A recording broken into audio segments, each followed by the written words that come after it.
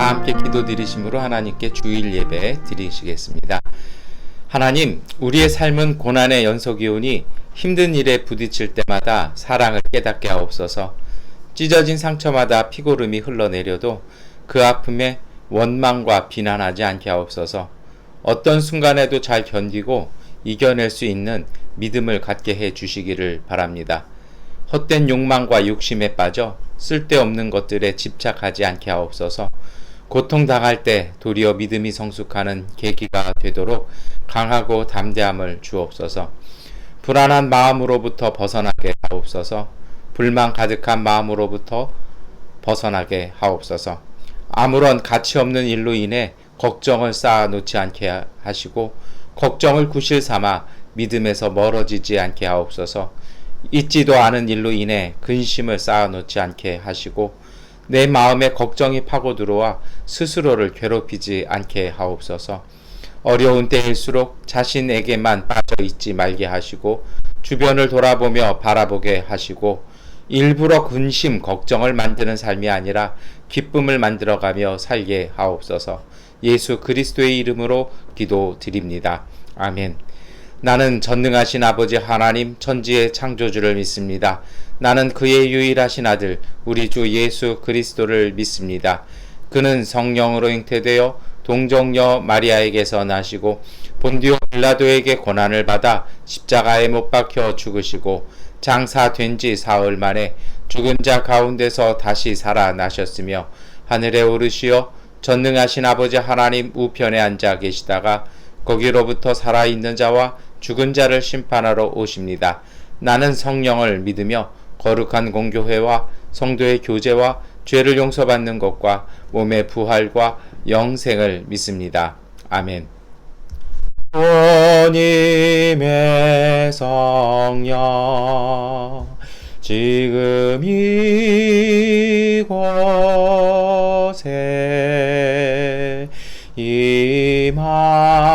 임하소서.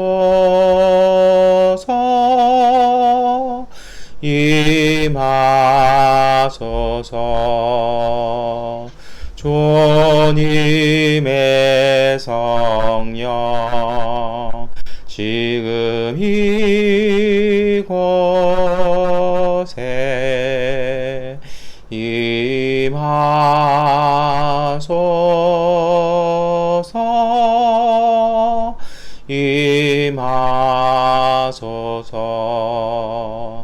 할렐루야 할렐루야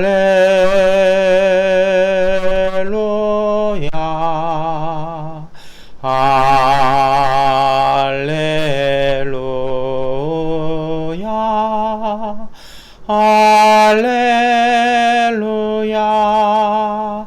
할렐루야 할렐루야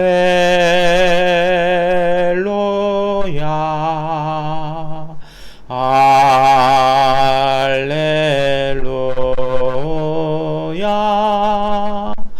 할렐루야. 하나님께 기도드리겠습니다. 전능하신 아버지 하나님, 오늘 주일 예배로 주 앞에 영광 돌리며 예배드리게 하시니 감사합니다.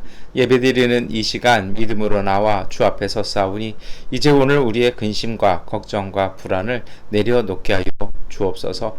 내려놓고 싶지만 내려놔지지 아니하는 저희들의 약함 속에 성령께서 주시는 은총으로 말미암아 하나님 믿음으로 내려놓아 평안과 평화를 얻게 하여 주옵소서. 하나님, 오늘 우리의 부족함도 함께 고백하며 회개합니다. 예수님의 보혈이 저희를 깨끗이 씻어주시는 그 은총 바라보며 주 앞에 고백하며 회개하오니 온전하게 하시고 강건하게 하여 주셔서 하나님 다시 이전으로 돌아가는 어리석음 가운데 있지 않도록 저희들의 믿음을 일깨워 주옵소서. 주님 앞에 구하며 기도합니다. 이 땅 가운데 창궐하고 있는 질병과 그 바이러스들을 멈춰 주옵소서. 하나님, 이 땅의 장벽들이 열려지게 하여 주셔서 여러 가지 환자들을 위한 물품과 치료제와 약들이 하나님 다시 공급되어지게 하여 주옵소서. 호흡이 곤란한 환자를 위하여 산소들이 원활히 공급되어짐을 통해서 하나님이 주신 그 귀한 생명들을 이어나갈 수 있도록 은혜와 복을 주시옵소서. 어리석은 정치가 사람들의 생명을 짓누르지 아니하게 하시고 하나님 온전한 생명들이 하나님의 주시는 그 호흡과 은총 안에 살아 숨쉬는 살아있는 이 땅 될 수 있도록 주님의 은총이 오늘 우리 가운데 임하여 주옵소서. 하나님 불안 가운데 살아가는 우리의 가족들이 있습니다. 질병 가운데 혹시 나는 감염되어지지 않았는지 불안한 가운데 있사오니 주께서 마음속에 평안함을 허락하여 주시고 하나님 정말 온 마음과 지혜를 당해 방역하며 성령에 지키시고 보호하시고 돌보시는 그 은총이 믿음 안에서 하나 되게 하시고 강건하게 하여 주시옵소서. 주님 구하오니 오랜 동안의 전염병 또한 정치적인 소요와 사회적 불안 이로 인해서 생업이 멈춰섰습니다. 하루하루의 삶이 어려운 가족들도 있고 하나님 이 땅에 이웃들이 있습니다. 오늘 우리의 닫혀진 일터의 문들을 통해서 불안함이 있습니다. 주님 오늘 우리에게 하나님이 내려주시는 만나와 메추라기를 공급하여 주시고 하나님께서 우리 가운데 일궈주시고 우리에게 일용할 양식을 채워주신다는 그 믿음 안에서 평안을 얻게 하여 주시고 하나님의 놀라운 은총과 그 신비를 맛볼 수 있는 주님의 가족들 되게 하여 주옵소서. 하늘에서 주시는 그 귀한 양식을 통해 복되게 하시고 그 믿음으로 말미암아 온전하게 하여 주옵소서. 작은 도시락 하나로 모든 일을 먹이신 아버지 하나님, 그 마음과 그 믿음으로 오늘 우리의 이웃을 섬기는 우리 교회 가족들이 있습니다. 어려운 가운데서도 건강하지 못한 이웃들을 위해서 하나님 헌물하며 또한 약을 나누며 또 봉사하고 섬기며 입장이 난처해지고 곤란한 가운데서도 돕기 위하여 모든 애를 쓰는 교회 가족들이 싸우니 주님 그 마음속에 그 삶 가운데 평안함을 주시고 인도함을 주옵소서. 주님 앞에 이 기간 동안 하나님의 뜻을 온전히 깨닫는 기간 되게 하여 주시고 기도로 말미암아 말씀으로 말미암아 더욱 성장할 수 있는 믿음의 가족들 되게 하여 주시옵소서. 주님 이 마음으로 주 앞에 예배를 드리며 주의 이름을 부르며 말씀을 읽고 찬양을 드립니다. 주님의 뜻이 오늘 우리 가운데 이루어짐을 보며 감사하며 기뻐하며 영광 돌리며 복음 전하게 하여 주옵소서. 큰 일 바라보지 말게 하시고 작은 일에 성실하라 하신 주님의 말씀을 따라 작은 말씀 하나하나를 실천함에 기쁨과 온전함과 감사를 누리며 주 앞에 영광 돌리는 믿음의 삶, 믿음의 예배 되게 하여 주옵소서. 예수 그리스도의 이름으로 기도드립니다. 아멘. 우리 기도를 들어주소서. 간절히 비오니 우리 기도를 들어주소서. 응답해 주소서. 우리 기도를 들어주소서. 간절히 비오니 우리 기도를 들어주소서. 응답해 주소서. 구약성서 창세기 32장 22절부터 32절까지의 말씀을 세번역번 성경으로 봉독해 드리겠습니다. 그 밤에 야곱은 일어나서 두 아내와 두 여종과 11 아들을 데리고 야복 나루를 건넜다. 야곱은 이렇게 식구들을 인도하여 개울을 건너보내고 자기에게 달린 모든 소유도 건너보내고 난 다음에 뒤에 홀로 남았는데 어떤 이가 나타나 야곱을 붙잡고 동이 틀 때까지 씨름을 하였다. 그는 도저히 야곱을 이길 수 없다는 것을 알고서 야곱의 엉덩이 뼈를 쳤다. 야곱은 그와 씨름을 하다가 엉덩이 뼈를 다쳤다. 그가 날이 새려고 하니 놓아 달라고 하였지만 야곱은 자기에게 축복해 주지 않으면 보내지 않겠다고 떼를 썼다. 그가 야곱에게 물었다. 너의 이름이 무엇이냐? 야곱이 대답하였다. 야곱입니다. 그 사람이 말하였다. 내가 하나님과도 겨루어 이겼고 사람과도 겨루어 이겼으니 이제 내 이름은 야곱이 아니라 이스라엘이다. 야곱이 말하였다. 당신의 이름이 무엇인지 가르쳐 주십시오. 그러나 그는 어찌하여 나의 이름을 묻느냐 하면서 그 자리에서 야곱에게 축복하여 주었다. 야곱은 내가 하나님의 얼굴을 직접 뵙고도 목숨이 이렇게 붙어 있구나 하면서 그곳 이름을 브니엘이라고 하였다. 그가 브니엘을 지날 때에 해가 솟아올라서 그를 비추었다.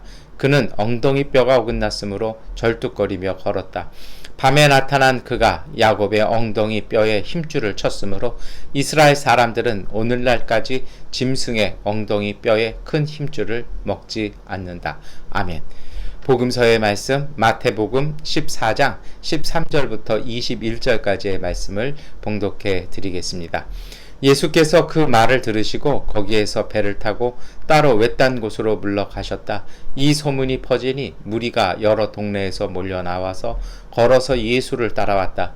예수께서 배에서 내려서 큰 무리를 보시고 그들을 불쌍히 여기시고 그들 가운데서 앓는 사람들을 고쳐 주셨다. 저녁 때가 되니 제자들이 예수께 다가와서 말하였다. 여기는 빈들이고 날도 이미 저물었습니다. 그러니 무리를 헤쳐 보내어 제각기 먹을 것을 사 먹게 마을로 보내시는 것이 좋겠습니다. 예수께서 그들에게 말씀하셨다. 그들이 물러갈 필요 없다. 너희가 그들에게 먹을 것을 주어라. 제자들이 예수께 말하였다. 우리에게 있는 것이라고는 빵 5개와 물고기 2마리밖에 없습니다. 이때 예수께서 말씀하셨다. 그것들을 이리로 가져오너라. 그리고 예수께서는 무리를 풀밭에 앉게 하시고 나서 빵 5개와 물고기 2마리를 들고 하늘을 우러러 보시고 축복 기도를 드리신 다음에 떼어서 제자들에게 주시니 제자들이 이를 무리에게 나누어 주었다. 그들은 모두 배불리 먹었다. 남은 부스러기를 모으니 12강주리에 가득 찼다. 먹은 사람은 여자들과 어린이들 외에 어른 남자만도 5,000명쯤 되었다. 아멘. 찬송가 526장 찬송하시겠습니다. 목마른 자들아 다 이리 오라. 이곳에 좋은 샘 오르도다.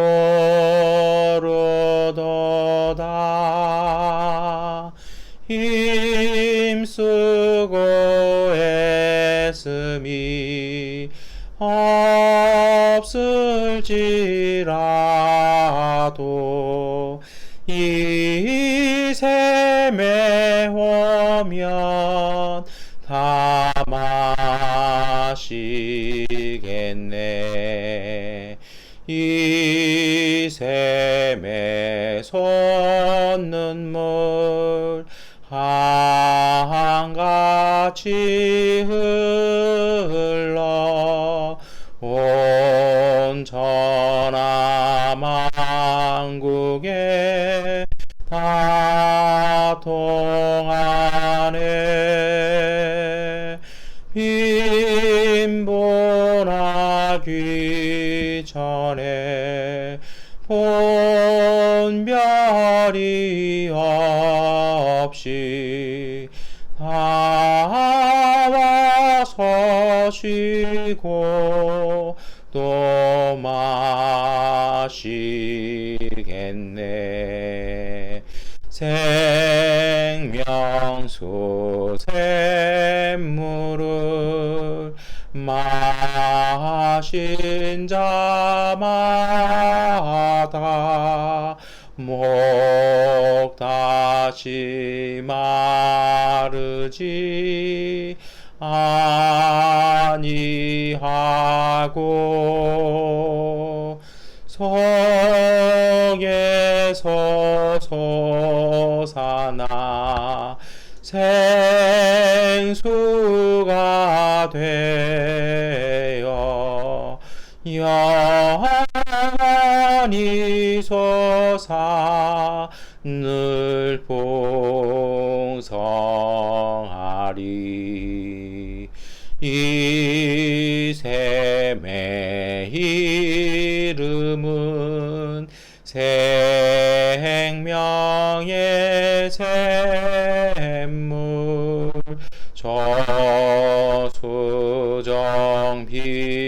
저수정빛같이 늘 맑도다. 어린 양 보좌가 근원이 되어 생명수샘이 늘 그치지 않네. 서신서의 말씀 로마서 9장 1절부터 5절까지의 말씀을 함께 읽겠습니다. 나는 그리스도 안에서 참 말을 하고 거짓말을 하지 않습니다. 내 양심이 성령을 힘입어서 이것을 증언하여 줍니다. 나에게는 큰 슬픔이 있고 내 마음에는 끊임없는 고통이 있습니다. 나는 육신으로 내 동족인 내 결례를 위하는 일이면 내가 저주를 받아서 그리스도에게서 끊어질지라도 달게 받겠습니다. 내 동족은 이스라엘 백성입니다. 그들에게는 하나님의 자녀로서의 신분이 있고 하나님을 모시는 영광이 있고 하나님과 맺은 언약들이 있고 율법이 있고 예배가 있고 하나님의 약속들이 있습니다. 족장들은 그들의 조상이요 그리스도도 육신으로는 그들에게서 태어나셨습니다. 그는 만물 위에 계시며 영원토록 찬송을 받으실 하나님이십니다. 아멘. 찬미하겠습니다. 이 말씀 따라 사는 동안 지치지 않게 하시고 이 말씀 따라 사는 동안 주님 나라 임하소서. 이 말씀 따라 사는 동안 지치지 않게 하시고 이 말씀 따라 사는 동안 주님 나라 임하소서.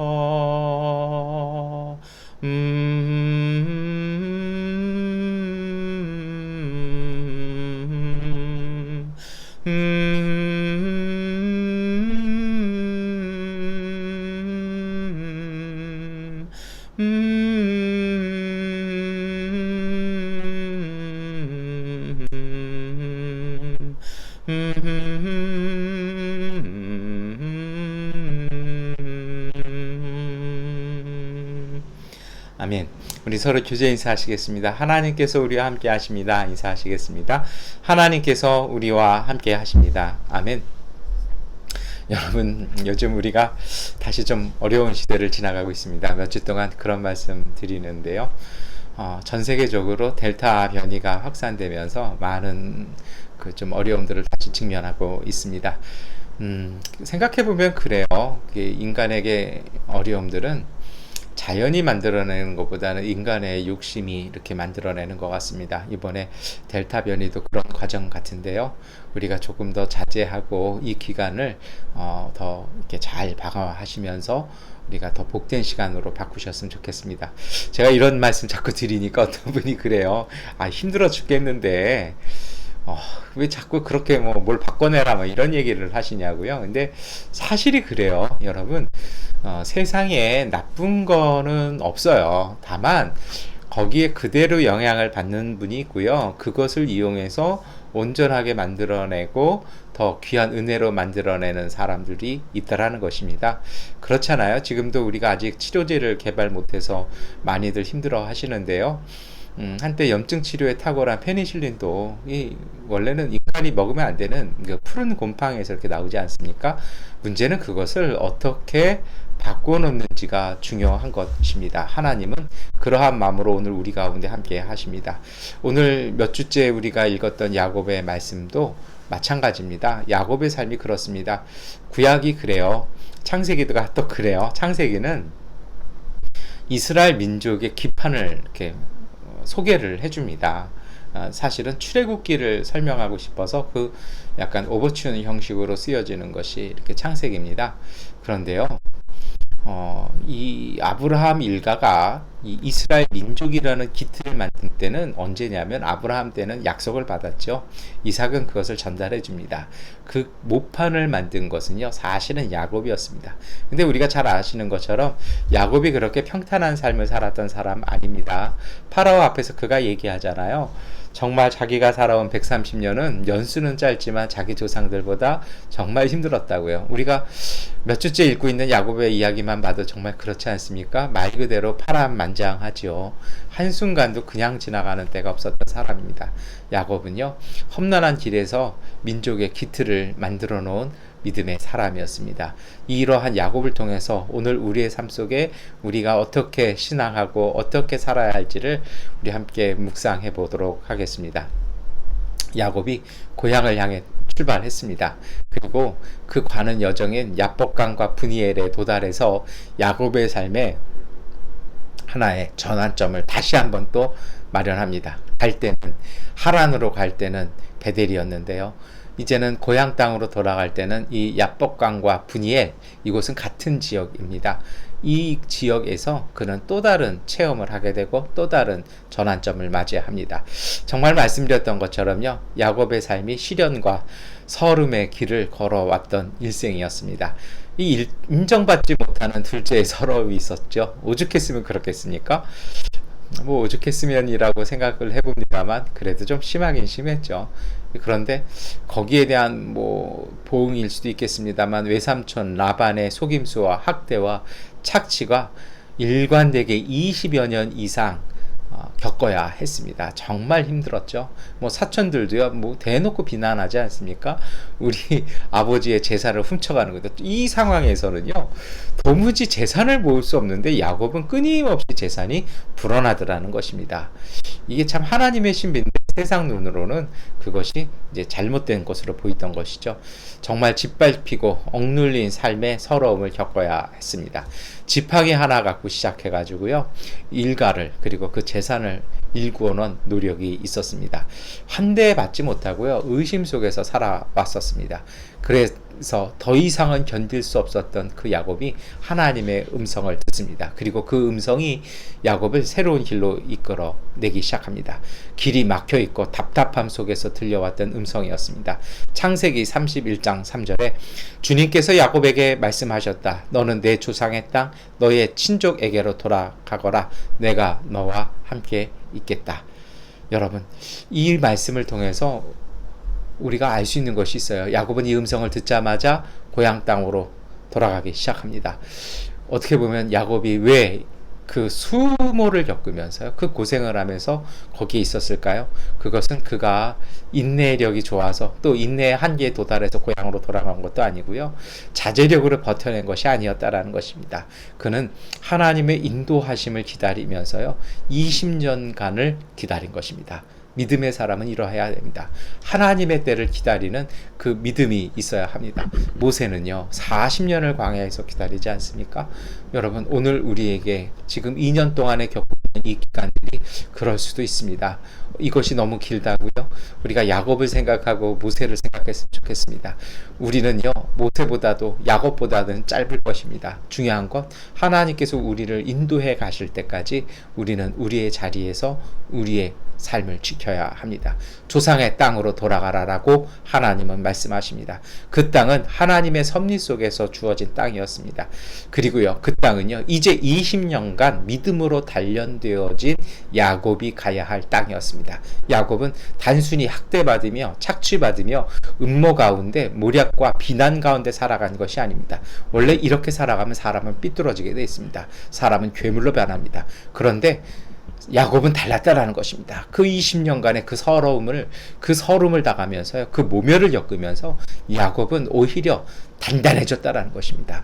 더 안으로는 하나님과 더 친밀한 사람이 되었다라는 것입니다. 보통은 안 그래요. 보통은요, 한 일주일만 겪어도요, 하나님을 원망합니다. 그런데 야곱은 그것이 아니라 그 일을 겪으면 겪을수록 야곱은 하나님을 향해서 더 단단한 믿음으로 섰다라는 것입니다.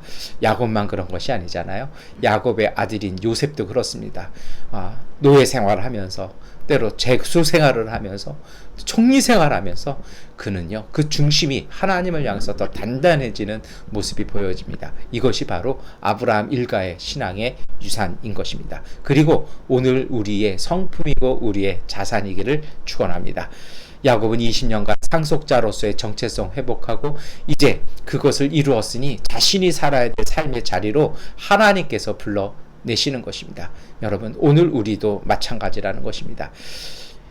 이 기간이요, 이 지금의 이 어려운 기간이 단순히 어려운 기간이 아니라 하나님께서 훈련시키시고 성숙한 시간이 되어야 합니다. 안으로 우리 자신을 다지고 다시 한번 새롭게 만드는 시간 되어야 할 것입니다. 이제 야곱이 귀향길을 떠납니다. 하나님이 이끄는 불안과 위기의 여정입니다. 이 말이 역설이 있잖아요. 하나님이 이끄시는데 불안하고 위기가 있잖아요. 왜 그렇을까요? 좀 대체로 그런 것 같아요. 저도 또 다른 분들도 비슷하게 고백들을 하시더라고요. 하나님이 이끄시는데 불안과 두려움이 있어요. 왜요? 이상하게 하나님은 구체적으로 잘 알려주시지 않습니다. 그런데 그 중간, 그 두려움과 불안을 이겨내는 힘, 그것이 바로 믿음일 것입니다. 고향으로 가까워질수록 더 큰 두려움을 느낍니다. 그것은 에서에 대한 두려움이었습니다. 에서의 분노가 사라지지 않았기 때문입니다. 그 누가 얘기해 줬을까요? 불안과 두려움은요, 에서에게서 온 소식이 아닙니다. 야곱이요, 사실 그런 마음들은 어디서 생긴 것입니까? 야곱의 내면과 과거 자기 일에서 생각되다 보니까 그 일을 통해서 그렇게 해석하고 그 생각들이 자라나기 시작한 것 같아요. 야곱이 견딜 수 없어서 화해를 청합니다. 세일 땅에 사는 형에게 화해의 사절을 보냅니다. 사실 그렇습니다. 이 세일 땅이요, 야곱이 출발한 하란에서는 1000km가 넘는 굉장한 거리입니다. 그러니까 우리나라 서울에서 부산 가는 거리보다도 더 먼 거리인 것이죠. 그러니까 어떤 면에서는 그래요. 먼저 보낸 것 같아요. 왜냐하면 확답을 받아놓고 가고 싶었던 것입니다. 역시 야곱입니다. 그러면서 그 회신을 기다리기 위해서 그는 아마도 시간을 조정하면서 갔던 것 같습니다. 드디어 그 사절이 만나기로 한, 그때는 핸드폰 없잖아요. 뭐 우편 없잖아요. 그러다 보니까 어떡합니까? 어떤 시간에 어떤 장소에서 만나기로 하고 이렇게 가서 확인하고 발걸음을 진행하지요. 야뽕 나루에서 소식을 들었습니다. 창세기 32장 6절의 말씀입니다. 심부름꾼들이 에서에게 갔다가 야곱에게 돌아와서 말하였다. 주인 어른의 형님인 에서 어른께 다녀왔습니다. 그분은 지금 부하 400명을 거느리고 주인 어른을 치려고 이리로 오고 있습니다. 와, 최악의 소식이 왔습니다. 에서에 400명이 오고 있다라는 것입니다. 그런데 이 심부름꾼의 이야기가 잘 읽어보면 빠져 있는 게 있어요. 보통 사절을 보내면 만나잖아요. 만나면 확답을 갖고 와요. 이 이야기가 어떻게 돼야 되냐면, 저희가 에서 어른을 만났는데요, 우리가 이렇게 해서 주인님의 이야기를 전했더니 그분은 이렇게 대답하셨습니다 라고 내용이 들어가 있어야 돼요. 근데 여기에는요 빠져 있지 않습니까? 이게 다시 말하면요, 이 약간 원래 성경을 읽을 때 추측하면 안 되는데 이렇게 상상을 해보면, 이 말로 행간을 읽어보면 어떤 내용입니까? 안 만난 거예요. 안 만나고 에서와 400명 무리가 막 이렇게 오고 있으니까 그거 먹고 이 심부름꾼들도 겁이 나서 그냥 돌아온 것 같습니다. 다시 말하면요, 이거 에서가 보낸 소식이 아니라는 것이죠. 종들이 판단한 그 형세를 보고 판단했다라는 것입니다. 왜 그랬을까요? 만나면 죽을 것 같다라는. 왜요? 그들도 알았던 것입니다. 그러다 보니 야곱에게 이런 소식이 들려온 것입니다. 정말 절체절명의 외통수길입니다. 돌아갈 수도 없습니다. 왜요? 자기 외삼촌하고는요 경계를 벌써 쌓아놓고 돌아오지 않겠다라고 약속했거든요. 그래서 여갈 쌓아두다라고 해서 딱 경계를 정해놨어요. 그렇다고 앞으로 나갈 수도 없습니다. 원래 이런 위기가 되면요, 사람이요 밑바닥이 드러나는 법입니다.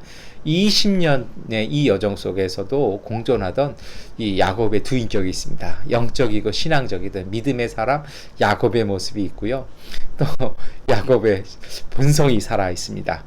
사실은 이 본성이 먼저 이럴 때는 작동하는 법입니다. 창세기 32장 9절부터 11절까지의 말씀 함께 읽겠습니다. 야곱은 기도를 드렸다. 할아버지 아브라함을 보살펴 주신 하나님, 아버지 이삭을 보살펴 주신 하나님, 고향 친족에게로 돌아가면 은혜를 베푸시겠다고 저에게 약속하신 주님, 주님께서 주님의 종에게 베푸신 이 모든 은총과 온갖 진실을 이 종은 감히 받을 자격이 없습니다. 제가 이 요단강을 건널 때에 가진 것이라고는 지팡이 하나뿐이었습니다만 이제 저는 이처럼 두 무리나 이루었습니다. 부디 제 형의 손에서 에서의 손에서 저를 건져 주십시오. 형이 와서 저를 치고 아내들과 자식들까지 죽일까 두렵습니다. 야곱이 이렇게 기도하죠. 이처럼 두 가지 행동한 것이 비난받아야 할까요? 주석에는 비난받아야 된다고 되어 있는데 저는 좀 이해가 됩니다. 지혜로운 것 같아요. 할 수 있는 거 다 하고 그리고 또 기도까지 했던 것 같습니다. 여기에 대해서는 저는 어떠한 판단을 내릴 수가 없다라는 것이 솔직한 제 고백이고 성경에도 아무런 판단이나 어떠한 해석이 없습니다. 놀라운 것은요, 이러한 야곱의 기도에 하나님께서 응답하셨습니다. 창세기 32장 12절입니다. 함께 읽겠습니다. 주님께서 말씀하시기를 내가 반드시 너에게 은혜를 베풀어서 너의 씨가 바다의 모래처럼 셀 수도 없이 많아지게 하겠다 하시지 않으셨습니까? 여러분, 이것이 야곱이 받았던 기도의 응답이죠. 근데 놀라운 건요, 이게 이때 이루어진 것이 아니라는 거예요. 이거는요, 이미 베델에서 받은 거거든요. 다시 말하면요, 이 응답이 이미 주어져 있다는 것입니다. 그래서요, 우리가 불안하고 믿음이 흔들릴 때 우리가 취해야 될 자세가 있습니다. 예전에 받았던 하나님의 응답은 불안한 상황에서도 유효합니다. 그때그때 새롭게 주시기도 합니다만 주님이 침묵하신다라면 하나님이 주신 응답이 유효한 것입니다. 아직도 진행 중인 것입니다. 그러니 그 믿음, 그 응답 붙잡으시기를 축원합니다. 이제 문제가 해결됐을까요? 그런데 이 야곱이요, 이 하나님의 응답을 좀 불신하는 것 같습니다. 문제는 여기입니다. 형의 마음을 완화시킬 선물을 준비합니다. 이 하나님의 응답보다 얼마나 보내냐면요, 550여 마리 정도의 가축을 이렇게 보냅니다. 예전에 제가 좀 환산을 해본 적이 있어요. 어마어마한 비용입니다. 근데 사실 이게 어떻게 봐야 될까? 전 솔직히 잘 모르겠습니다. 그런데요, 이거는 말할 수 있을 것 같아요. 정말 야곱을 위협하는 건 무엇이었을까요? 여기에 대해서 우리가 좀 깊이 봤으면 좋겠습니다. 이게 믿음 없이 인간적으로 노력한 거냐, 이렇게 믿음 없이 기도했으면 믿어야지 왜 인간적인 노력하냐, 저는 이렇게 말하기는 좀 아닌 것 같아요. 다만 그것보다는 이건 것 같아요. 이 야곱을 괴롭히는 건 누구냐라는 겁니다. 정말 에서일까요? 말씀드렸습니다만 에서를 통해서는요, 한마디 말도 없어요. 그런데 이게 다 누구 생각 때문입니까? 야곱 스스로가 생각하고 야곱 스스로가 불안해하는 것이죠.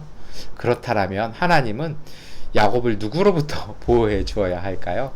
에서로부터 보호해 주셔야 될까요? 아니면 야곱으로부터 보호해 주셔야 할까요? 사실 이것이 오늘 우리의 모습이기도 합니다. 이제 이 야곱이요, 드디어 결단하고 움직이기 시작합니다. 이제 기다릴 수도 도망갈 곳도 없다고 본 것입니다. 강을 건너지 않은 그의 속셈이 무엇이었을까요? 그것은 성경에 나옵니다. 창세기 32장 22절부터 23절까지의 말씀입니다. 함께 읽겠습니다. 그 밤에 야곱은 일어나서 두 아내와 두 여종과 11 아들을 데리고 야복나루를 건넜다. 야곱은 이렇게 식구들을 인도하여 개울을 건너보내고 자기에게 딸린 모든 소유도 건너보내고 난 다음에 가족은 건너갔으나 야곱은 건너지 않았다. 드디어 이제 보내지 않습니까? 그러니까 맨 처음에 어떻게 했어요? 두 패를 나눴잖아요. 이 두 패 다 보냈다라는 거예요. 의문 드는 것은요, 그렇게 해놓고 자기는 안 건넜다라는 것입니다. 왜 안 건넜을까요? 역시 성경에서는 침묵하고 계십니다. 어떻게 이해해야 될지 참 여러 가지 생각이 듭니다. 이 성경이 침묵한다는 건요, 우리가 보아야 할 것은 야곱이 왜 안 건넌지에 대한 것이 아니라 그 다음에 나오는 이야기인 것 같습니다. 그것보다는 이것이라는 것이죠. 원래 이런 것이 있어요. 강을 건넌다라는 것의 의미가 좀 특별합니다. 강이라는 것은요, 이 두세 개의 경계선입니다. 이스라엘 민족이 요단강을 건넜다라는 것도 참 놀라운 일 아니었습니까? 로마에서도 케사르가 루비콘강을 건넜을 때 굉장히 역사적인 사건이 돼버렸잖아요. 그리스 신화에도 그런 것이 있습니다. 강을 건넌다는 것, 특별히 레테강을 건넌다라는 건 망각의 강을 건넌다라는 것입니다. 우리나라 특별히 이제 불교에서도 그런 얘기하거든요. 이 삼도천이라는 게 있어서 이것이 이제 이승과 저승의 경계라고도 얘기합니다. 모든 세계, 모든 문화, 모든 종교에서는요, 강을 건넌다라는 것은 전혀 다른 세계에 발을 내딛는 도전입니다. 그러니까 말씀드린 것을 이제 조금 제가 설명할 수 있을 것 같아요. 무엇이냐면 야곱이 강을 왜 안 건넌지 가족은 다 보내면서 자기는 왜 안 갔느냐, 이유는 알 수 없습니다. 왜요? 성경에서 침묵하시기 때문입니다. 그러나 해석할 수는 있습니다. 야곱은 아직 그 새로운 세계, 자신이 귀향해야 되고 다시 살아야 되는 그 새로운 세계에 대해서는 아직 그렇게 할 준비가, 그럴 마음이 없다라는 것입니다. 어찌 보면 그런 것 같아요. 베델 땅에서 이 하란으로 갈 때는 하나님의 약속을 받고 갔잖아요. 아마도 야곱은 그거를 기다린 것 아닐까라고 볼 수 있습니다. 그 약속 없이, 그 보장 없이 자기는 건너갈 수 없겠다라는 생각이었던 것 같습니다. 야복강은 어딜까요? 야복강은 이 성경 오늘 우리 말씀도요, 저도 자꾸 이제 설교하면서 야복강 그러는데 한국교회 전통이 그랬거든요. 성경 오늘 읽으셨잖아요. 뭐라고 되어 있습니까? 개울입니다. 이건 강이 아니에요. 이것은요, 이 사해하고 요단강 근처에 흐르는 작은 물줄기였습니다. 이걸 와디라 그러는데요, 우기 때만, 비가 내릴 때만 흐르는 그 개울 정도로 이렇게 보시면 됩니다. 이 야복이라는 말이 참 재밌습니다. 발음이 좀 야곱, 야복 좀 비슷한데요. 이 히브리어에서는 전혀 연관성 없고요. 어떤 뜻이냐면 정확하게는 먼지를 뒤집어 쓰다라는 것입니다. 왜, 이 말이 좀 안 되지 않습니까? 개울이면 물이 있고 그 속에는 물이 있으면 먼지가 없어야 되는데 우리도 먼지 많으면 물 뿌리잖아요. 그러니까 여기는 수량이 작은 것이라는 것이죠. 그리고 이것은 간혈천이라는 거 알 수 있습니다. 이 히브리어를 읽어 나갈 때, 해석할 때요, 특징이 하나 있습니다. 히브리어는 모음을 잃어버렸어요. 그러다 보니까 자음 중심으로만 읽어갑니다. 그래서 이 분석을 할 때 그 의미를 설명하고 해석할 때 단어를 풀어낼 때요, 자음, 비슷한 자음 계열로 이렇게 해서 해석을 합니다. 그렇게 보면 이 야복이라는 히브리어의 자음은 아바크라는 말하고 아주 유사합니다. 거의 같죠? 이 아바크라는 말은요, 격렬한 싸움이라는 것입니다. 이러면 좀 이해가 되는 부분이 있어요. 뭐냐면 원래 그 물을 얻기 위해서 모든 생명은 물가로 보이잖아요. 근데 여기가 제가 작은 개울이라고 말씀드렸잖아요. 그러니까 정말 그 물을 확보하기 위한 격렬한 싸움이 벌어지는 곳이기도 했고요. 때로는 물을 얻고 싶어서 왔더니 물은 말라버렸고 먼지만 펄펄 날릴 수밖에 없는 정말 허망한 곳이라는 그런 의미도 있죠. 또 비슷한 자음으로는요, 바카크라는 말이 있는데요, 이 뜻이 뭐냐면 토해내다라는 거예요. 안에 있던 것을 마치 우리가 딱 급체하면 아무리 뭘 토하고 싶어도 안 나오다 딱 토해내고 보면 시원해지잖아요. 그런 거라는 거죠. 그래서 무효화되고 허사가 돼버렸다. 물을 얻고 싶어서 이곳에 왔는데 물이 말라버려서 헛물만 켜버린, 정말 허사가 되어버린 그런 곳이라는 것입니다. 의미적으로는 야곱의 토사 광란이 일어난 곳입니다.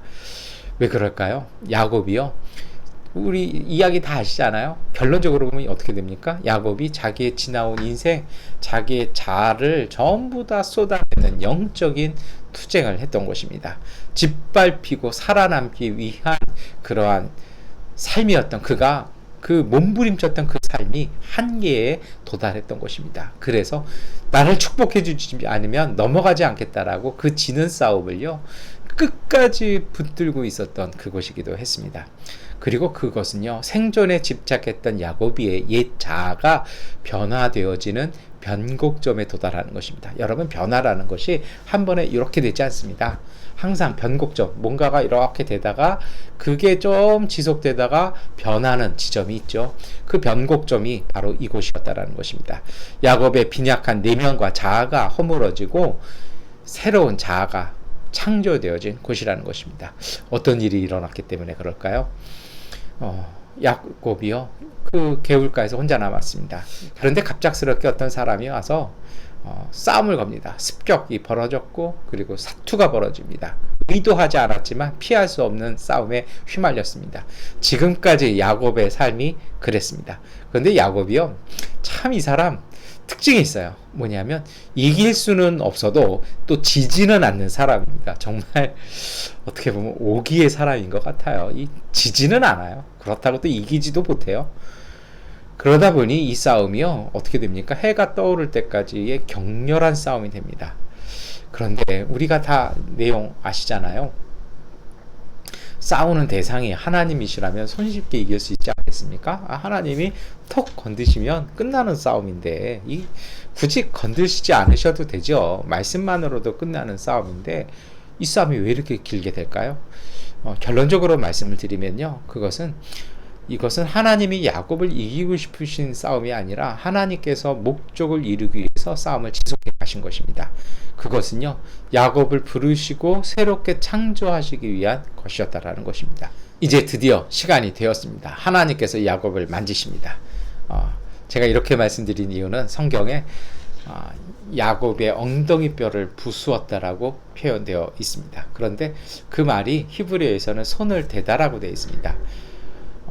손을 대다라는 것은요, 어떻게 했는지 모릅니다. 그러나 결과적으로 야곱은 엉덩이 뼈가 어긋나 버렸습니다. 그러니까 다리를 절어야 되는 불구가 되어버린 것이죠. 이제 에서에게 도망갈 방법은 상실되었습니다. 이것이 의미하는 사건들이 있습니다. 지금까지 야곱은요, 어떤 측면에서 몸뚱이 하나로, 그의 오기 하나로, 그의 머리 하나로, 그의 믿음 하나로 살아왔습니다. 그런데 이제 야곱의 그 옛날 자아에서 비롯된 방법들이 이제는 무력화되었습니다. 이제 그에게 유일하게 남은 것은 야곱 스스로의 힘이 아니라 하나님의 힘을 의지하는 삶만이 남은 것입니다. 이 말씀을 읽으면서 우리가 살펴볼 것이 있습니다. 오늘 우리도 이 과정을 겪어야 합니다. 오늘 우리의 야복은 어디일까요? 야곱의 씨름, 이 싸움은요, 어떤 의미에서는 정말 신비롭고요, 상징적인 이야기들이 많이 담겨있는 사건이었습니다. 해결해 줄 수 없는 인생의 문제를 해결하시기 위해서 하나님이 오셔서 손을 대신 것이었습니다. 하나님은요, 갈팡질팡하는 우리에게 다가오셔서 우리에게 손을 대시고 오늘 우리를 이끄십니다. 그렇다고 우리의 뼈 어디 하나를 똑 부러뜨려 놓는다는 것은 아닙니다. 중요한 것은요, 우리가 이제 해도 안 되는 우리의 방법들은 이제 버려야 될 때가 된 것이라는 것입니다. 하나님의 방법을 의지할 새로운 사람이 되어야 한다는 것입니다. 야곱의 싸움은요, 그래서 어떤 의미에서는 기도와 회개의 자리였습니다. 인간의 고집과 하나님의 은혜가 부딪히는 자리였습니다. 지금까지 제가 말씀을 드렸습니다만 창세기 안에서 이랬잖아요. 그가 뭔가 하나 인간적으로 행동하고 하나님께 기도하고, 인간적으로 행동하고 하나님께 기도하고, 제가 그것의 시시비비는 제가 말씀드릴 수 없다라고 말씀드렸어요. 성경도 침묵을 합니다. 그러나 분명히 결론에 가서 이야기하는 것이 있습니다. 그처럼 고집을 부리는 두 모습을 다 가지고 있는 야곱의 마음을, 또 오늘 우리의 마음을요, 하나님은 오셔서 만지신다라는 것입니다. 제가 체험한 것이 그래요. 저도 비슷하게 한번 체험해봤습니다. 수술하면서 해봤는데요. 우리의 노력이나 인간적인 생각들이 하나님의 일을 방해할 때가 참 많습니다. 하나님이 일하시는 것을, 그리고 주님이 우리를 부르셔서 시키시는 그 음성을 기다리시는 것이 더 지혜로울 때가 많습니다. 섣불리 오늘 우리의 감정과 생각과 판단을 따라 결정하는 것, 저는 그것은 옳지 않다라고 말씀을 드립니다. 주님의 응답이 하나님의 감동으로, 성령의 역사로 우리에게 주어질 때까지는요, 하나님을 믿고 잠잠히 기다리십시오. 그러면 틀림없이 승리하십니다. 이것이 바로요, 회복과 새로운 길을 바라보는 은총을 믿는 믿음일 것입니다. 이제 그만 손을 놓으라. 하나님께서 말씀하셨죠. 야곱과의 싸움이 끝났다라는 것입니다. 호세아서 12장 3절부터 5절까지의 말씀 함께 읽겠습니다. 야곱이 모태에 있을 때는 형과 싸웠으며 다 큰 다음에는 하나님과 대결하여 싸웠다. 야곱은 천사와 싸워 이기자 울면서 은총을 간구하였다. 하나님은 베델에서 그를 만나시고 거기에서 우리에게 말씀하셨다. 여러분, 저는 이 호세아의 말씀이 정말 이 창세기의 이 말씀을 기가 막히게 해석했다라고 생각합니다. 사실 저는 호세아 12장에 근거해서 오늘 야복강의 싸움 이야기를 말씀드리고 있습니다. 여기에 보면 특이점이 있습니다. 야곱의 기도 제목이 바뀌어 있다라는 것입니다. 창세기 32장 12절에서는요, 그가 형의 손에서 목숨과 재산을 구해달라고 간절히 기도했습니다. 그런데 이 싸움 이후에 그는 바뀌어 있습니다. 그의 기도가 바뀌어 있는 것이죠. 창세기 32장 27절에는요, 축복해 주시지 않으면 보내드릴 수 없다라고 하나님의 복과 은혜를 구하는 사람으로 바뀝니다. 어떤 면에서 이 싸움에서의 패배 이후에 참된 기도가 시작된 것입니다. 생존이 아니라 하나님의 복을 사모하는 사람으로 변화된 것입니다. 그의 눈이 열렸고 그가 하나님의 은혜의 가치를 꿰뚫어 본 것입니다. 야곱의 생각과 방식이 아니라 이제는 하나님의 방식과 하나님의 개입과 하나님의 도우심을 요청하는 사람 되었다는 것입니다. 호세아 12장이요, 참 놀라운 게 있어요. 야곱의 이야기하면서 뭐라고 마지막에 얘기합니까? 하나님께서 그곳에서 우리에게 말씀하셨다. 이것이 오늘 우리의 이야기라는 것입니다. 이제 우리도 이처럼 야곱처럼 바뀌어야 된다는 것입니다. 여러분, 그렇다면 야곱이 하나님께 요청한 축복은 무엇일까요? 야곱은요, 어떤 면에서 이미 물질적인 능력 갖고 있었던 사람입니다. 제가 엄청난 비용이었던, 거의 몇 억 이상이거든요. 그걸 선물로 보낼 수 있는 사람이었습니다. 지팡이 하나 가지고요, 이런 일가를 만들어낼 수 있는 능력자였습니다. 그래서 물질을 구한 게 아니었던 거죠. 떠돌이 자신의 삶의 근원을 바꿀 근본적인 축복을 간구한 것입니다. 어린 시절부터의 아픔과 상처와 약함을 근본적으로 해결할 축복을 간구한 것입니다. 야복에 대한 어원 말씀드리면서 그런 말씀드렸잖아요. 먼지 뒤덮는 것, 이 싸움을 얘기합니다. 동시에 또 어떤 의미가 있었습니까? 모든 것을 토해놓는, 정말 이 속에 꽉 들어차서 나오지도 않고 정말 괴롭히면서 인생을, 영혼과 마음을 좀먹고 갉아먹고 있었던 그 상처와 그 아픔을 토해놓는 그러한 하나님의 은혜를 간구했다라는 것입니다. 그리고 그는요, 정말 속에 눌려 있었던 그 슬픔과 상처들을 토해놓고 기 시작합니다. 하나님께서 야곱을 향해서 묻기 시작하십니다. 그리고 축복을 주십니다. 너의 이름이 무엇이냐? 이것은 단순히 이름 물어보는 것이 아니죠. 야곱의 정체성에 대한 울림이었습니다. 창세기 32장 27절입니다. 그가 야곱에게 물었다. 너의 이름이 무엇이냐? 함께 읽겠습니다. 야곱이 대답하였다. 야곱입니다. 야곱은요, 자신의 솔직한 이름을 얘기합니다. 그 이름은요, 그렇게 자랑스러울 수 없는 이름이지만 그는요, 그것을 고백합니다. 이름은 성격과 운명이 담긴 것이었습니다. 발뒤꿈치 잡은 사람, 모사꾼, 사기꾼, 비열한 사람입니다라고 야곱은 자신의 삶을 고백해놓고 토해놓은 것입니다. 자기 입으로 밝히기 부끄러운 자기의 삶의 모습, 자신의 내면의 모습을 토해놓는 것입니다. 빛 되신 하나님 앞에서 어두운 자신의 내면을 인정한 것입니다. 나는 야곱입니다. 오늘 우리가 밖으로 나가지도 못하고요, 와다닐 수도 없고 누구도 만날 수 없는 이 상황 속에서 하나님을 대면하면서 토해놓고 고백해야 될 모습이 바로 이것일 것입니다. 이제 야곱이 변화된 것입니다. 이런 이야기를 하시는 분이라면요, 이미 변화되신 분입니다. 이미 성령께서 함께 하시는 분들입니다. 자기 스스로의 부끄러운 진실을 직시하는 사람입니다. 그리고 자기의 약함을 인정하고 고백하는 큰 사람이만이 할 수 있는 이야기입니다. 그리고요, 자기 자신과의 화해와 이해를 이루어내신 분만이 얻을 수 있는 평화이기도 합니다. 이제 하나님께서 응답하십니다. 그런데 이 응답이요, 좀 역설적으로 옵니다. 싸움의 승패에 대한 그 반전이 일어나고요, 새 이름이 주어지죠. 창세기 32장 28절의 말씀 함께 읽겠습니다. 그 사람이 말하였다. 내가 하나님께도 겨루어 이겼고 사람과도 겨루어 이겼으니 이제 내 이름은 야곱이 아니라 이스라엘이다. 이게 놀라운 반전인데요. 싸움의 대상이 공개됩니다. 여기에서 하나님과 싸웠다는 게 나오죠. 그리고 싸움의 승자가 바뀌어요.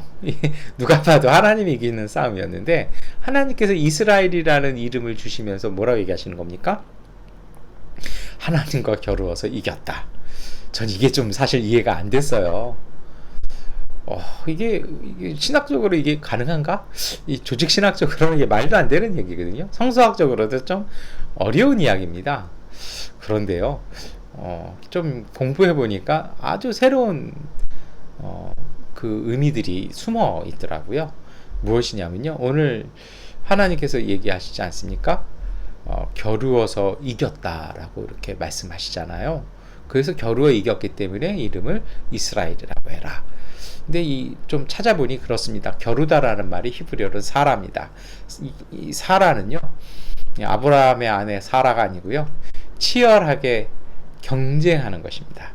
끈질기게 인내하며 버티는 것이 더 맞는 겁니다. 이 치열하게 경쟁한다는 것이 뭐예요? 경쟁이라는 것이 이게 평행선 가는 거잖아요. 그렇게 하기 위해서 어떻게 하는 겁니까? 정말 끈질기게 인내하고 버틴다는 뜻이 더 맞습니다. 이게 겨루는 거예요. 그게 그러잖아요. 서로 이렇게 맞대어 있는 거, 이게 겨루는 거잖아요. 이 이겼다는 뭐냐면 야콜인데요. 야콜은 뭐냐면 우세하다, 압도하다, 극복하다, 인내하다라는 겁니다. 그러니까 어떤 히브리어에서는 이기기 위해서는 뭐가 필요하냐면 인내하는 것이, 다시 말해서 잘 절제하는 것, 참아내는 것이 이겼다는 겁니다. 그래서 이거 인내한다라는 건요, 이미 이겼다라는 것입니다. 이 말씀이 여러분에게 이루어지기를 축원합니다. 정리하면요, 하나님께서 야곱을 정리하실 때까지 야곱은 하나님의 손길을 잇는 힘을 다해서 견디어 냈다라는 것입니다. 그래서 하나님이 판복하신 것입니다. 고통 속에서도 하나님의 복을 사모하고 그 가치를 깨닫는 야곱의 자세에 대해서 하나님께서 인정해 주신 것입니다. 야곱의 호소와 이 기도에 하나님께서 그 진정성을 인정해 주셨다는 것입니다. 여러분, 여기에서 우리가 기도에 대한 새로운 모습을 발견할 수 있습니다. 기도는요, 쉬워서 하는 것이 아니라 기도는 어려운 것입니다. 그런데 기도하는 것이 기도하지 않는 것보다 낫습니다. 기도는 논리나 문장으로 하는 것이 아닙니다. 솔직하게 있는 힘을 다해서 하나님을 붙잡는 것입니다. 이것 때문에 사실 제가 속한 교단에서는 이 통성으로 전심을 다해서 부르짖으라고 가르치기도 합니다. 스스로 결론을 내리기보다는요, 하나님께서 응답하시는 순간까지 솔직하게 마음을 쏟아 놓는 것입니다. 주님이 응답하시는 그 시간까지 그 기도의 자리를 지키는 것이 기도의 자세입니다. 그리고요, 진정한 기도의 자세는요, 하나님의 뜻을 받아들이는 것입니다. 하나님의 뜻이 우리를 이길 때 우리는 세상을 이길 수 있습니다. 요한복음 16장 33절의 말씀 함께 읽겠습니다. 내가 이것을 너희에게 말한 것은 너희가 내 안에서 평화를 얻게 하려는 것이다. 너희는 세상에서 환난을 당할 것이다. 그러나 용기를 내어라. 내가 세상을 이겼다. 여러분, 기도는 쉬운 것이 아니라 어려운 것입니다. 우리의 뜻이 실패할 때, 그리고 하나님의 뜻에 순종할 때, 그 하나님의 뜻이 조금 어렵지만 예수님은요, 말씀하시지 않아요. 우리에게 그 어려움 주시는 것은요, 우리에게 환난 주시는 것은 세상을 이기는 그 평화를 얻게 하기 위해서 우리에게 그 과정을 허락하셨다라는 것입니다. 이것은 쉬운 일은 아닙니다. 그러나 가야 할 길입니다. 가야 할 길이라면 어려워도 아파도 힘들어도 가야 할 것입니다. 오늘 하나님은 사람들과도 겨루어 이겼다라고 말씀하십니다. 이것은 예상되는 에서와의 싸움에서 이길 것을 예언해 주시는 걸 것일까요? 저는 그렇게 보지 않습니다. 그것보다는요, 야곱이 겨룬 이 사람들은 야곱 내면 안에 있는 사람들이었습니다. 비뚤어진 자기 자신의 비열함, 광포함과 더불어 이겨낸 것입니다. 과거의 약함에 대한 수용과 인정으로 이겨낸 것이고요. 이제는 그 모든 사람을 품어낼 수 있는 그 평화를 통해서 그 평화로 이겼고 승리했다라는 것입니다. 그런 의미에서 우리가 읽었던 요한복음 16장 33절의 말씀이 더 큰 은혜가 있을 것입니다. 이제 이러한 야곱에게 새로운 이름이 주어집니다. 이 새 이름이 주어졌다는 것, 새로운 탄생을 의미합니다. 하나님과 야곱의 싸움의 정체성이 바로 여기에 있는 것입니다. 하나님께서는요, 야곱을 새로 태어나게 하시기 위한 산고의 고통을 겪게 하셨다라는 것입니다. 그 고통을 통해서 깊은 밤에서 동이 터오르는 여명의 탄생이 이루어졌다라는 것입니다. 오늘 우리가 겪고 있는 이 아픔들, 이 과정들, 이 막막함들이 바로 그러한 자리일 것입니다. 그런데요, 이스라엘, 이 이름이 역시 이해가 좀 안 되지 않습니까? 하나님을 어떻게 이길 수가 있겠습니까? 제가 좀 앞에 말씀을 드렸어요. 겨루어 이기다라는 말에 사실은 겨루어 이겼기 때문에 이스라엘이었거든요. 이것은 하나님을 이겼다는 뜻이 아니고요. 이 말은요, 이스라라는 단어와 엘이 만난 것입니다. 문제는 이 이스라라는 단어에 대한 이해입니다. 이스라는 무엇이냐면 주권을 가지고 통치한다라는 의미입니다. 그러면 이 이스라에 대한 새로운 그 해석들이 요즘 나오기 시작했는데요. 뭐냐면 이스라라는 것이 주권을 갖고 통치하고 있기 때문에 하나님께서 올바르게 하실 것이다라는 것입니다. 더 정확하게 번역하면요, 하나님께서 평탄하게 하실 것이라는 것입니다. 하나님께서 함께 하시는 올바른 사람이 될 것이다라는 것입니다. 그러한 사람, 하나님이 주권을 가지고 하나님이 함께 하셔서 곧 이 휘어진 길들을 평탄하게, 굽어진 모습들, 그 내면과 자아를 바르게 하시는 나라는 그 의미, 그러한 사람이라는 것입니다. 원래 야곱에게 주어졌던 축복이 있지 않았습니까? 야곱이 기도할 때도 주님께서 저에게 응답하셨습니다라고 얘기하지 않습니까? 함께 하신다라고 해주셨잖아요. 이 이름이 다시 확인되는 것입니다. 여러분, 어떤 일 만나도 그 길을 피해가는 것이 아니라 어떤 길 만나도 하나님이 그 길을 평안하게 하실 것이라는 것입니다. 그러니 이제 에서를 두려워할 필요가 없습니다. 그래서 이사야 41장 14절은 말씀합니다. 너 지렁이 같은 야곱아, 벌레 같은 이스라엘아, 두려워하지 말아라. 주님께서 말씀하시기를 내가 너를 돕겠다. 나 이스라엘의 거룩한 하나님이 너를 속량한다고 하셨다. 이것이 이스라엘에 대한 바른 이해일 것입니다. 왜 지금까지 그렇게 했냐고요? 그 번역의 문제인 거죠. 이 히브리어에 대한 연구와 깊이가 부족하면 때로는 성경 말씀, 히브리어 원서는 정확한데 우리가 때로는 잘못 번역할 수도 있다라는 것 꼭 생각하시기 바랍니다. 이스라엘이라는 뜻은 이런 뜻이었습니다. 비뚤어진 인생을 만들어 주시는 하나님입니다. 그 하나님이 오늘 우리의 하나님, 그래서 우리가 영적 이스라엘이라고 고백하는 것입니다. 야곱으로 살지 말고 이제는 하나님의 다스림을 받는 삶으로 살라는 것입니다. 이제는 우리의 과거로 살지 말고 이제는 예수 그리스도의 제자로 하나님의 자녀로 살아가라는 그 신약의 가르침이, 그 신약의 은총이 여기서부터 비롯되어진 것입니다. 그래서 이제 야곱은요, 아니 이스라엘은 약복을 브니엘로 지명을 바꾸어 부르기 시작합니다. 먼지를 뒤집어 써야 하는 치열함이 가득한 곳이었습니다. 그런데 그곳에서 야곱이 이스라엘이 변함으로 장소에 대한 이름이 바뀌는 것입니다. 하나님의 얼굴을 만나는 자리, 진정한 약속의 상속자로 새 걸음을 시작하는 자리, 산모의 고통을 참아내며 야곱을 이스라엘로 바꾸어가는 하나님과 야곱이 어우러져 이스라엘로 변화되어지는 자리라는 것입니다. 그 자리가 오늘 우리의 자리고 우리의 기도의 자리인 것입니다. 이제 설교를 마무리하겠습니다. 우리가 미루어둔, 우리가 넘어야 될 산이 있습니다. 우리의 인생에 문제들이 있습니다.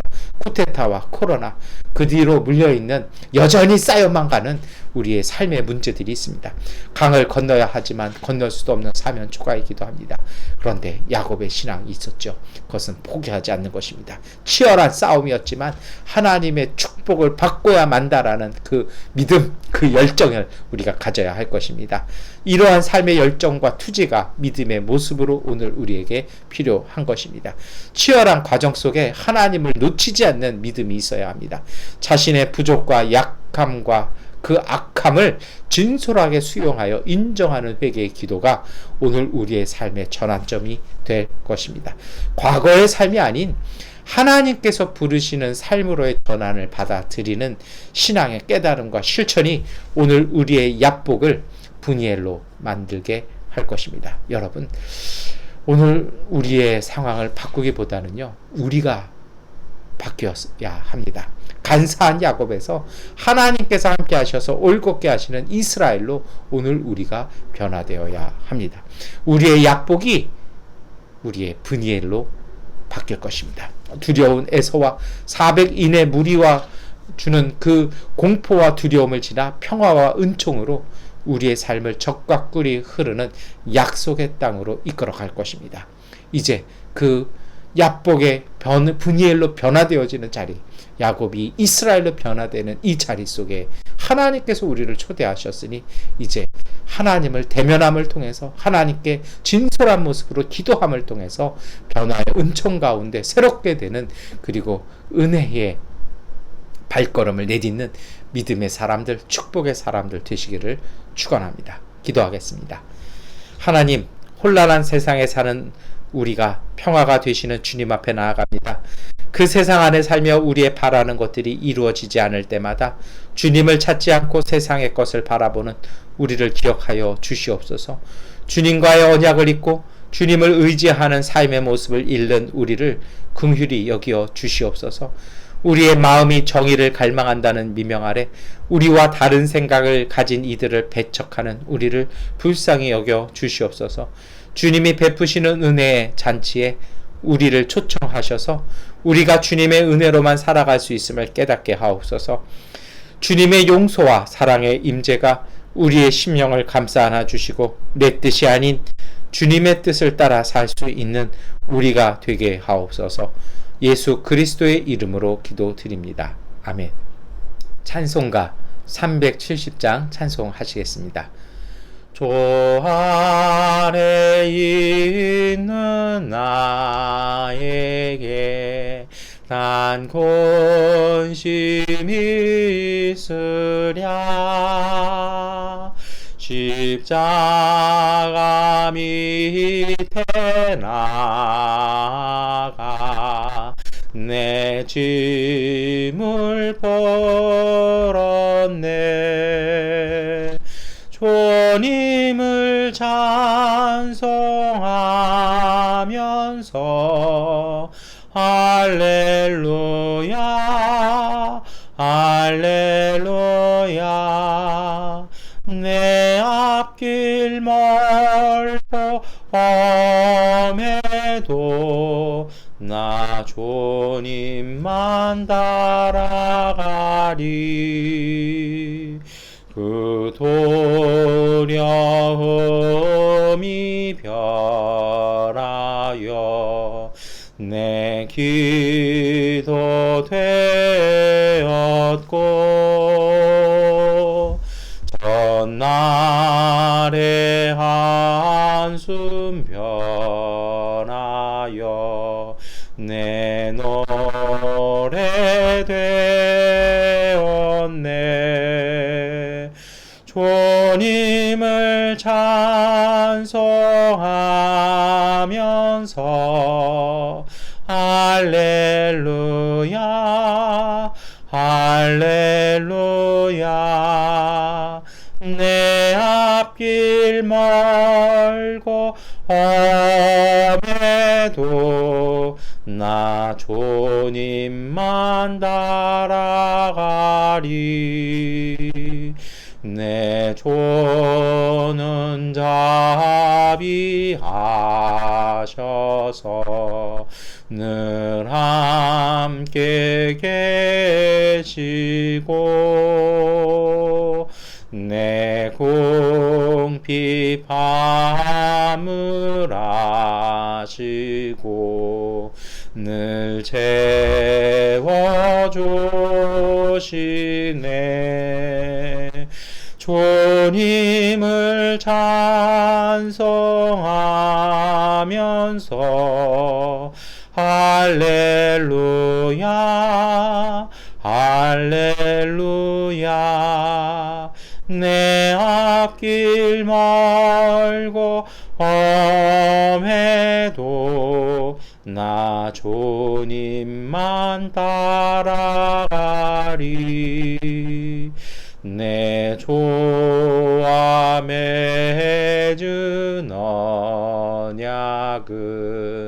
영불변하시니 그 나라 가기까지는 늘 보호하시네. 주님 주님을 찬송하면서 할렐루야 할렐루야 내 앞길 멀고 험해도 나 주님만 따라가리. 교회 소식 말씀드리겠습니다. 저는 그 신장 이식과 정기검진 약을 받아야 돼서 잠시 한국에 왔습니다. 와서 마침 또 도착한 날이 백신 예약 접종하는 날이더라고요. 그래서 예약 접종도 이렇게 했는데요. 백신 접종하고 또 이렇게 검진 받아서 다시 약 받아서 양곤으로 돌아가도록 이렇게 하겠습니다. 그래서 빨리 돌아갈 수 있도록 기도해 주셨으면 좋겠습니다.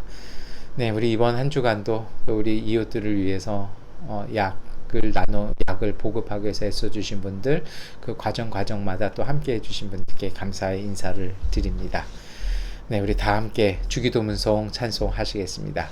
하늘에 계신 아버지 이름 거룩하사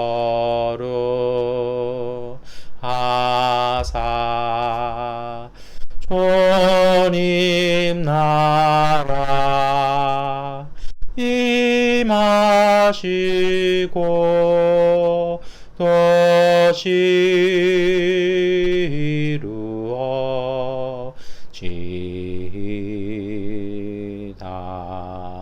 일용할 양식 주시고 우리 돌의 큰 죄 다 용서하옵시고 또 시험에 들게 마시고 악에서 구원하소서. 대개 주의 나라 주의 권세 주의 영광 영원히